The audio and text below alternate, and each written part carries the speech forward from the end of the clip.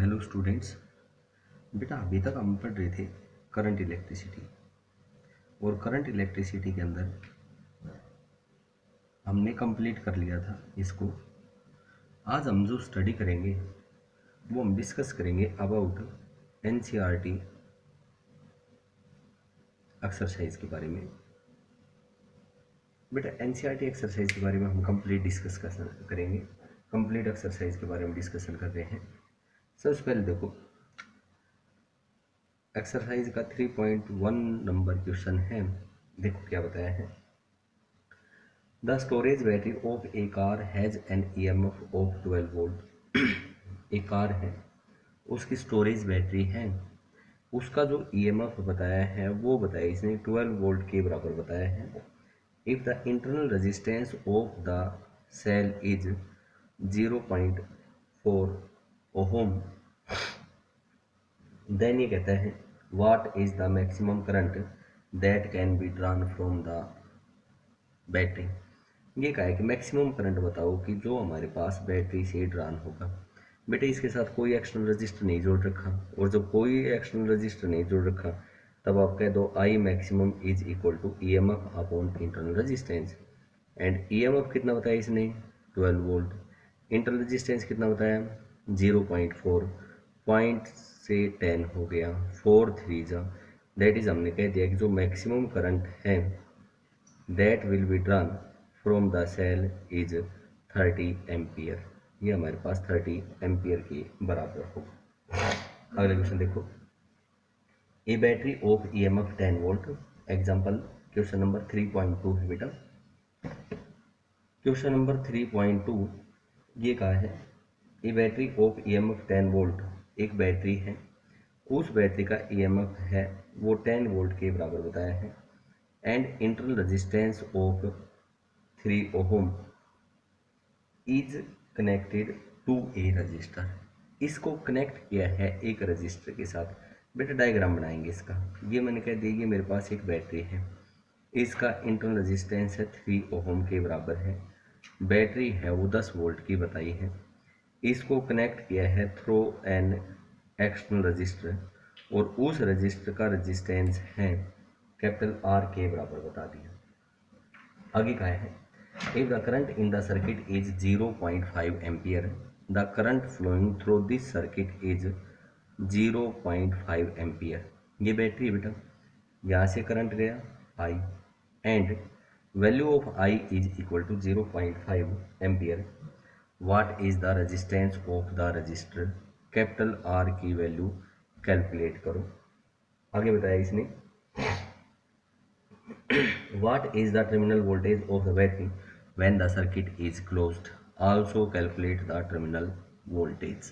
देखो बेटा क्या बताया इसने, EMF of the cell 10 volt बताया है, इंटरनल रेजिस्टेंस 3 ओम बताया है, करंट है वो 0.5 एम्पियर के बराबर है। आगे ये कहा है कि हमें एक्सटर्नल रजिस्टर है वो कैलकुलेट करना है। अगर हम यहाँ से ये देख रहे हैं, बोलो बेटा कैसे कॉम्बिनेशन में है, सीरीज में, तब मैंने कह दिया कि टोटल रेजिस्टेंस हो गया R + 3 ओहम के बराबर हो गया। बोलो यही हुआ या नहीं। बेटा करंट की वैल्यू चाहिए, I is equal to E M F upon total resistance, और ई एम एफ कितना दिया बेटा इसने 10 वोल्ट अपॉन टोटल रेजिस्टेंस कितना आया R + 3, और बोलो बेटा करंट की वैल्यू 1/2 एम्पियर दे रखी है या नहीं। Therefore we can say that 1/2 is equal to 10 upon R + 3, cross multiply कर लो। बोलो हमारे पास कितना है, R + 3 इज इक्वल टू 20, और R is equal to 17 ohm के बराबर आ गया। The value of external resistor that must be connected to this cell is of 17 ohm. दूसरा ये कहता है कि हमें क्या चाहिए, टर्मिनल वोल्टेज चाहिए। क्या चाहिए आपको, टर्मिनल वोल्टेज चाहिए। बेटा टर्मिनल वोल्टेज हमने ये पढ़ा था कि जब हमारे पास एक्सटर्नल रजिस्टर के अक्रॉस जो पोटेंशियल होगा that is known as the terminal potential, और we can say that V is equal to IR, और V is equal to 0.5 into 17, and ये आई हमारे पास 8.5 वोल्ट। दूसरा कोई यूँ कह दे कि सर हमारा तो फॉर्मूला याद है V is equal to E minus IR.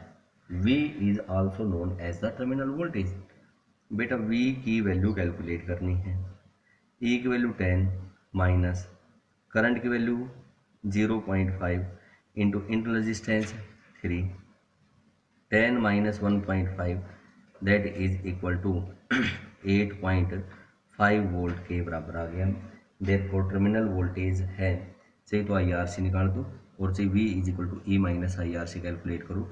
बेटा इसकी वैल्यू आएगी 8.5 वोल्ट के बराबर आएगी। नेक्स्ट क्वेश्चन बताया है, क्वेश्चन नंबर 3.3 है। ध्यान से देखोगे इस क्वेश्चन को, बिल्कुल सिंपल क्वेश्चन दे रखे हैं। एग्जाम्पल बताया इसने 3.3।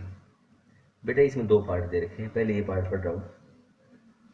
3 resistors 1, 2 and 3 ohm, 1 ohm, 2 ohm and 3 ohm are combined in series.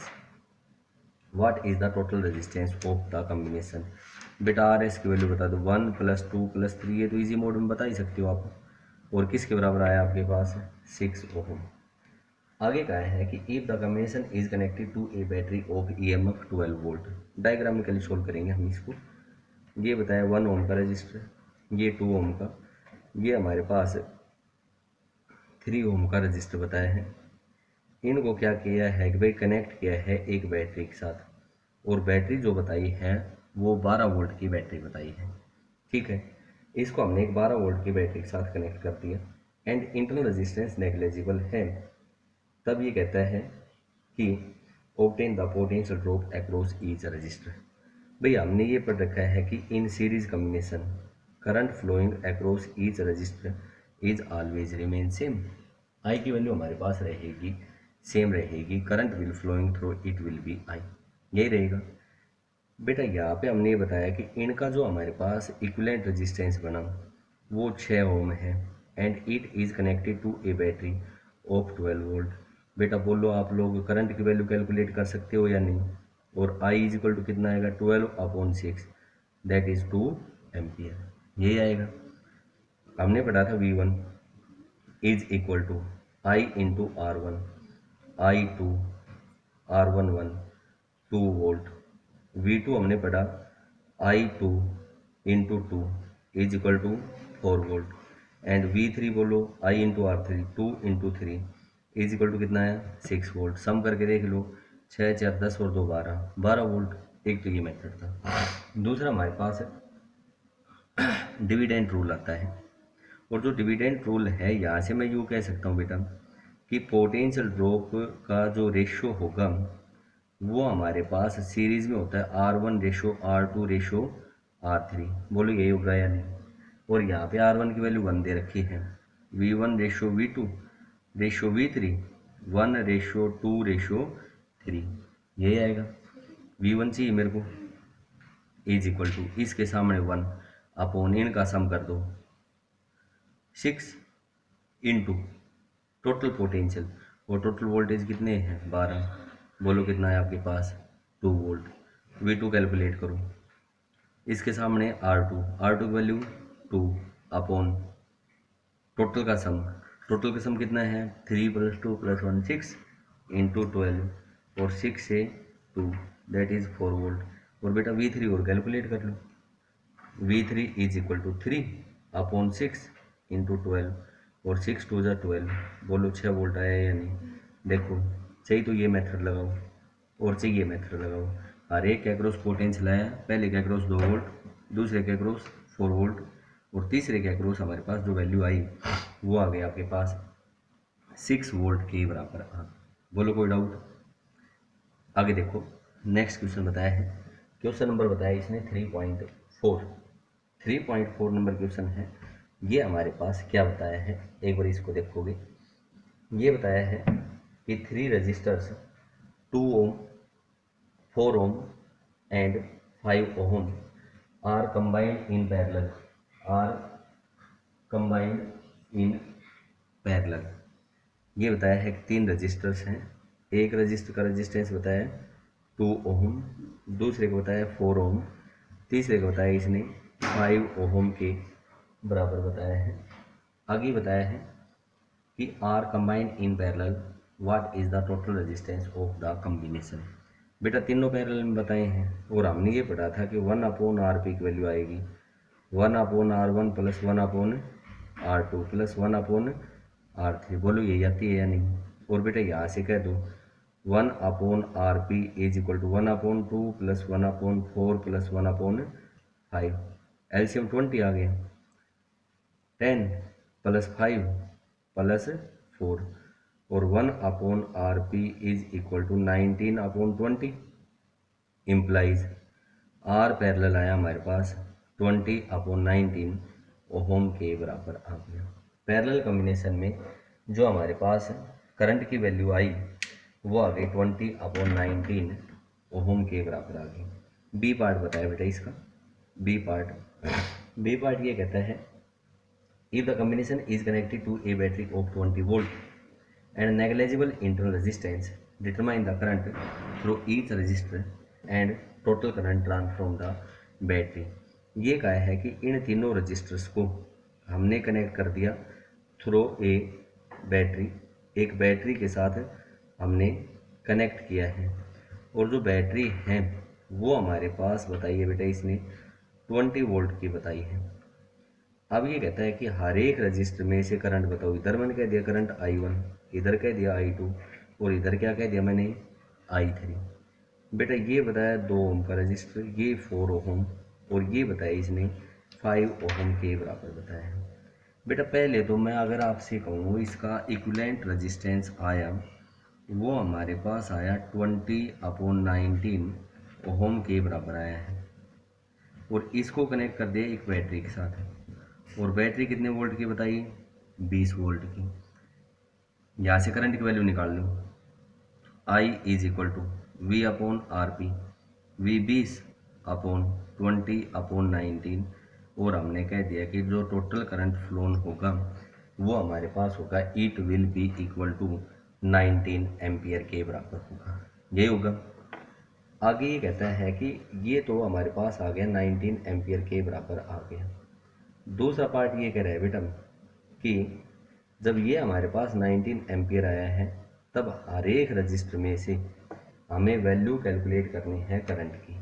अब देखो भाई जैसे आप हर एक रजिस्टर में से कैलकुलेट करोगे, मैंने इधर कितना माना बेटा I1, इधर I2, इधर I3 और जब रजिस्टर्स हैं वो हमारे पास पैरेलल में होते हैं तब हमने कहा था कि करंट का रेशो होता है I1 ratio I2 ratio I3 और ये होता है बेटा 1/R1 ratio 1/R2 ratio 1/R3। दूसरे मेथड से बताएंगे, करंट डिविडेंड रूल से बता रहा हूँ पहले मैं आपको। I1 ratio I2 ratio I3 is equal to 1/2 ratio 1/4 ratio 1/5। बेटा इधर एलसीएम ले 20 आएगा, जो एलसीएम लिया है ऊपर न्यूमिनेटर को मल्टीप्लाई कर दो 20/2 रेशो 20/4 रेशो 20/5। 5 4 जा 4 5 जा और 2 10 जा। I1 ratio I2 ratio I3 is equal to 10 ratio 5 ratio 4 के बराबर आ गया। यही आया। अब क्या चाहिए I1 चाहिए बेटा। I1 is equal to 10 upon इन सभी का sum 19 into total current. Total current कितना था आपके पास 19 एम्पियर निकाल रखा है। 19 से 19 कैंसिल आउट और बोलो हमारे पास कितना आया 10 एम्पियर। बेटा I2 निकालो। I2 की कैलकुलेशन करेंगे तो 5 अपॉन इनका सम 19 into total current 19 that is हमने कह दिया कितना करंट फ्लो किया 5 एम्पियर। और तीसरा अगर मैं I3 कैलकुलेट करता हूँ तो मैं क्या कहूँगा 4/19 इंटू 19 और बोलो हमारे पास कितना आया 4 एम्पियर के बराबर आ गया कि जो करंट की वैल्यू आई वो हमारे पास आ गई 4 एम्पियर। ये तो मैंने सोल्व किया है according to current dividend rule. ठीक है बेटा। दूसरा हमारे पास पार्ट ये कहता है कि इसको मैं यहीं से सीधा भी सोल्व कर सकता था और बोलो कैसे सीधा सोल्व कर सकता था। सारे कैसे कॉम्बिनेशन में है बोलो पैरेलल में।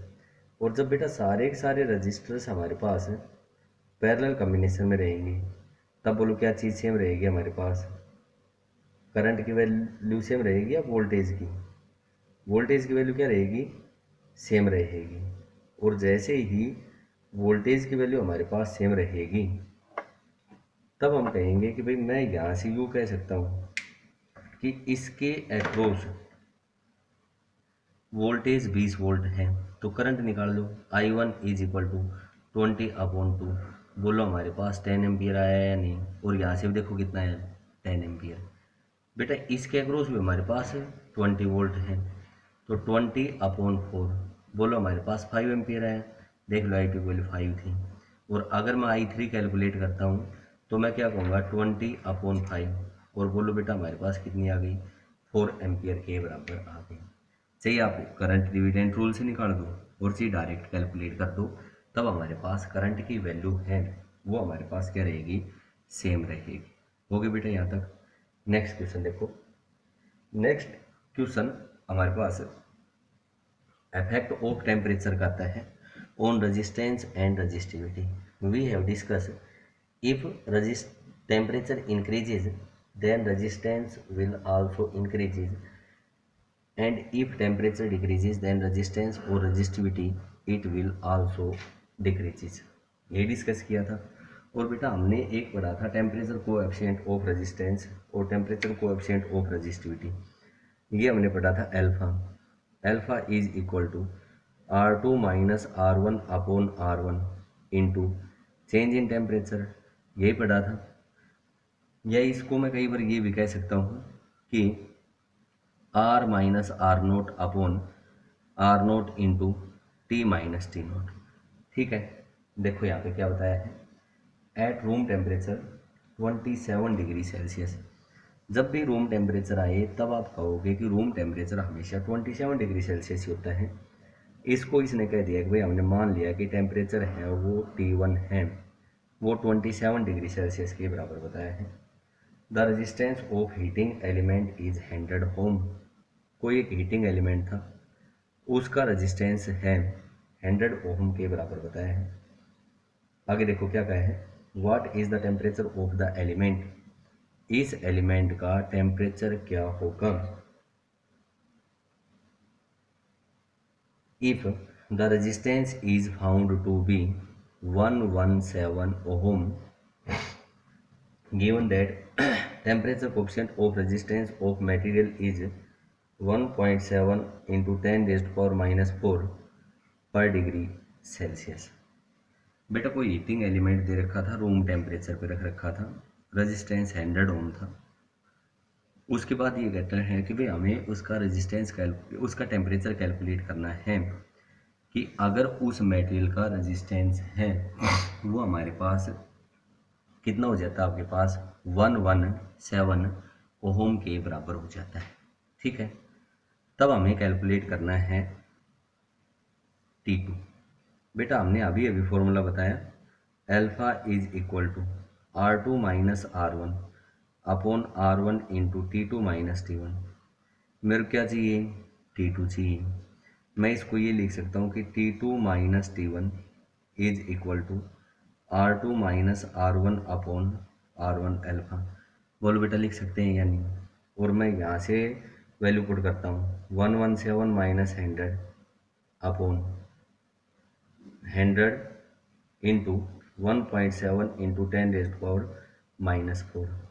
और बेटा ये आ गया हमारे पास 17/2 जीरो से 2 जीरो कट गई, 1.7 into 10 raise to power minus 2। Point हटा दो, ऊपर 10 चला जाएगा, 17 से 17 कट गया।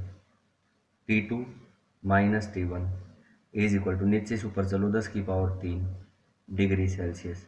और बेटा T2 की वैल्यू चाहिए थी 1000 प्लस T1, और T1 की वैल्यू कितनी दे रखी है, room temperature is 27 degree Celsius, therefore 1020 degree Celsius we get the value of temperature T2 as 1027 degree Celsius. की अगर टेम्परेचर ये इतना होगा तब हमारे पास रेजिस्टेंस है वो कितना हो जाएगा, आपके पास 117 ओम के बराबर हो जाएगा। ठीक है, आगे देखो। नेक्स्ट क्वेश्चन बताया है, नेक्स्ट क्वेश्चन नंबर है आपके पास 3.6 नंबर क्वेश्चन पे आए हैं बेटा। देखो 6 क्वेश्चन क्या बताया है। A negligibly small current is passed, a negligibly small current is passed through a wire of 15 metre and uniform cross section. ये कहा है कि एक स्मॉल करंट है वो पास करता है एक वायर से, जिसकी लेंथ बताइए इसने 15 मीटर के बराबर बताई है, and uniform cross sectional area 6 into 10⁻⁻7 metre square के बराबर बताया है, and it's resistance is measure to be 5 ohm. उस वायर का रेजिस्टेंस है, उसका मेजरमेंट किया 5 ओम के बराबर आया। What is the resistivity of the material at the temperature of the experiment. Rho की वैल्यू कैलकुलेट करनी है। बेटा हमने पढ़ा था लेंथ दे रखी है, एरिया दे रखा है, आर दे रखा है, और बेटा क्या आपने ऐसा फॉर्मूला पढ़ा था रो एल अपॉन ए, बोलो पढ़ा था, बताया था। अब देखो क्या चाहिए मेरे को, रो चाहिए बेटा, रो चाहिए तो मैंने लिख दिया R A is equal to rho into L, and rho is equal to R A upon L के बराबर है। यही है आर की वैल्यू, देखो आर की वैल्यू हमारे पास 5 इंटू एरिया बताया 6 इंटू 10⁻⁻7 अपॉन 15, 5 3 ज़ा 3 2 ज़ा। रजिस्टिविटी हमारे पास आई 2 इंटू 10⁻⁻7 ओहम मीटर के बराबर आ गई। This will be the resistivity of the material. ये हमारे पास उस मटेरियल की रजिस्टिविटी आ गई। ठीक है बेटा, आगे देखो, आगे क्वेश्चन आता है 3.7, टेम्परेचर कोएफिशिएंट वाला ही आता है बेटा। ध्यान से देखोगे इसको, क्या बताया इसने, a silver wire has a resistance of 2.1 ohm at 27.5 degree Celsius. कोई एक सिल्वर वायर बताई है और उस सिल्वर वायर का रेजिस्टेंस है वो बताया इसने 2.1 ohm at a temperature T1 is equal to 27.5 degree Celsius, and of resistance R2 is equal to 2.7 ohm at a temperature T2 is equal to 100 degree Celsius. Determine the temperature coefficient of resistivity. Alpha निकालना है बेटा, alpha हमें calculate करना है, और जैसे आप alpha calculate करोगे तो बोलो आपके पास अल्फा का क्या फॉर्मूला आया था हमारे पास, भाई we have calculate alpha is equal to R2 minus R1 upon R1 into क्या आया था बेटा T2 माइनस T1, यही आया था। R2 की वैल्यू गिवन है बेटा, कितनी है आपके पास 2.7 ओहम के बराबर है, यही बताई है, शाबाश। उसके बाद बेटा R1 की वैल्यू बताओ, 2.1 ये लिखा मैंने, 2.7 माइनस 2.1 अपॉन 2.1 इंटू T2 तो 100 और T1 कितना बताया 27.5, बोलो यही है या नहीं बेटा। ऊपर हमारे पास क्या आ गया 0.6 अपॉन 2.7 इंटू, सब्ट्रैक्ट करो इसको, और जब 100 में से 27.5 सब्ट्रैक्ट करोगे तो बोलो कितना आ गया 72.5। बेटा ये वैल्यू पुट कर देंगे इसकी, और ये आया हमारे पास 72.5। पॉइंट से पॉइंट कैंसिल आउट हो गया, 3 2 जा और 3 9 जा, 2 अपॉन 9 इंटू 72.5 पर डिग्री सेल्सियस के बराबर आएगा। ये हमारे पास वैल्यू आई है अल्फा की। टेम्परेचर कोएफिशिएंट निकालना था ना बेटा इसमें, तो टेम्परेचर कोएफिशिएंट बोलो अल्फा होता है या नहीं, और हमने किसकी वैल्यू कैलकुलेट करी है यहाँ पे, अल्फा की ही वैल्यू कैलकुलेट करिए। This is the value of alpha. आया, ये तो था हमारे पास क्वेश्चन नंबर 3.7। आगे देखो बेटा, आगे हमारे पास जो नेक्स्ट क्वेश्चन आता है वो आता है क्वेश्चन नंबर 3.8। देखो ध्यान से देखोगे, इसमें थोड़ा सा समझने का है। ये बताया इसने, a heating element using nichrome connected to 230 volt. ये बताया है कि कोई भी एक हीटिंग एलिमेंट है और जो हीटिंग एलिमेंट है वो कौन से मटेरियल का बना हुआ है, निक्रोम का बना हुआ है। उसको ये कहता है कि 230 वोल्ट सप्लाई के साथ कनेक्ट किया है, ठीक है। Draws an initial current of 3.2 ampere which settles after a few seconds to 2.8 ampere. कुछ सेकंड के बाद ये करंट है वो कितना हो जाता है आपके पास, 2.8 एम्पियर के बराबर हो जाता है।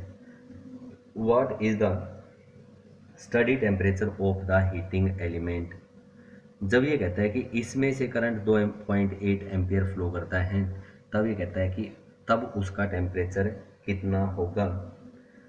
ये कहा है कि सरों में जो हीटिंग एलिमेंट लिया था वो रूम टेम्परेचर पे लिया था and it is at 27 degree Celsius and temperature coefficient of the material is 1.70 into 10⁻⁻⁴ per degree Celsius के बराबर बताया है।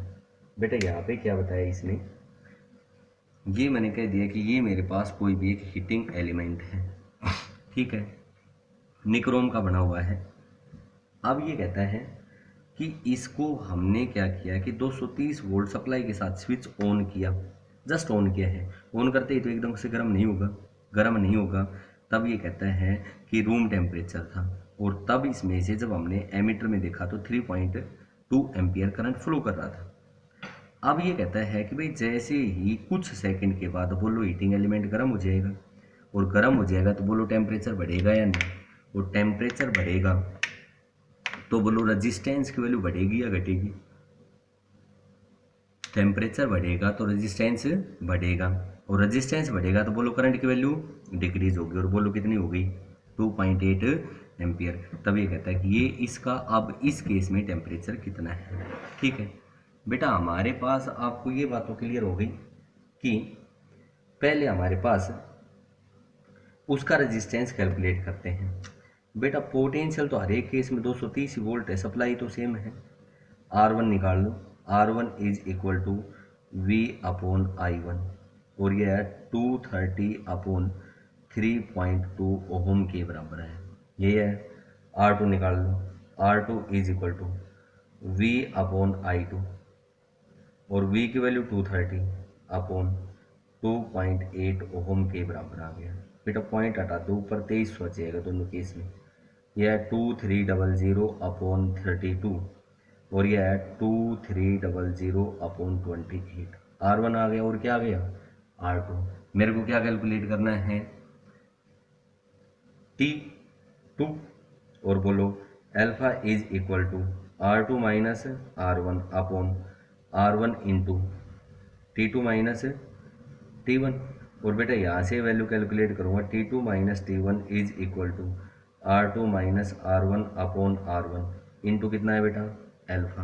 अब यहाँ पे वैल्यू पुट करो, R2 की value 2300/28 minus 2300/32 upon 2300/32 into 1.7 into 10⁻⁻⁴। ये आएगा बेटा। ऊपर से 2300 तो हमने ले लिया common, 1/28 minus 1/32 upon 2300/32 into 1.7 into 10⁻⁻⁴। बेटा 2300 से कैंसिल आउट हो गया। एलसीएम ऊपर कितना है आपके पास, 32 into 28, 32 minus 28 upon 1.7 into 10⁻⁻⁴ upon 32, cancel out. ऊपर आया हमारे पास 4/28 इंटू 1/1.7 इंटू 10⁻⁻⁴ और 4 से ये आ गया बेटा 1/7 इंटू 1.7 इंटू 10⁻⁻⁴। अप्रोक्सीमेशन में कैलकुलेट कर रहा हूँ मैं, एक बार ध्यान से देखोगे इसको। ये मैंने कह दिया T2 - T1 is equal to 1/11.9।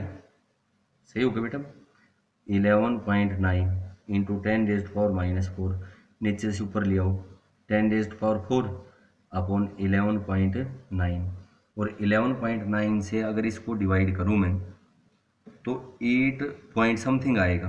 देख लो जी, 100 इंटू 100 अपॉन, इसको 12 मान लो, 12 से काटो बेटा इसको, 4 से तो 3 आ गया, 4 से 25, 3 8 जा 3 इंटू 100 अप्रोक्सीमेटली कैलकुलेट किया है, और यह है 833 डिग्री सेल्सियस के बराबर है। T2 - T1 आया बेटा, मेरे को किसकी वैल्यू चाहिए थी, T2 की, और T2 is equal to T1 plus 833, और यह है आपके पास 27 प्लस 833, एंड वी गेट 860 आएगा, 860 डिग्री सेल्सियस के बराबर आएगा। दोबारा देख लो इसको, थोड़ा सा बड़ा सा क्वेश्चन था बेटा। हीटिंग एलिमेंट ये था, इसको 230 वोल्ट सप्लाई के साथ कनेक्ट किया है। जैसे ही स्विच ऑन करेंगे तो ये गर्म नहीं होगा तुरंत, उस टाइम पे करंट ये था, कुछ सेकंड के बाद रेड हॉटेड हो गया ही, और इसमें से करंट इतना फ्लो करता है। हमने ये कहा कि जब रेड हॉटेड हो गया तो इसका मतलब टेम्परेचर है वो इंक्रीज हो गया, and as temperature increases then resistance will also increases.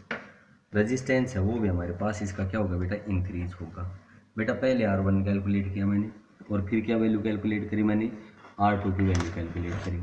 R is equal to V/I होता है, तो R1 निकाला मैंने V/I1, R2 निकाला मैंने V/I2। बेटा अल्फा की वैल्यू हमने पढ़ी थी R2 - R1/R1 into T2 - T1। T2 चाहिए था मेरे को, T2 कैलकुलेट कर दिया। बेटा एलसीएम लिया है मैंने यहाँ पे, पहले कॉमन लिया है, फिर मैंने एलसीएम लिया है, एलसीएम सोल्व करने के बाद इसको सोल्व कर दिया, और हमारे पास इसके बराबर आ गया।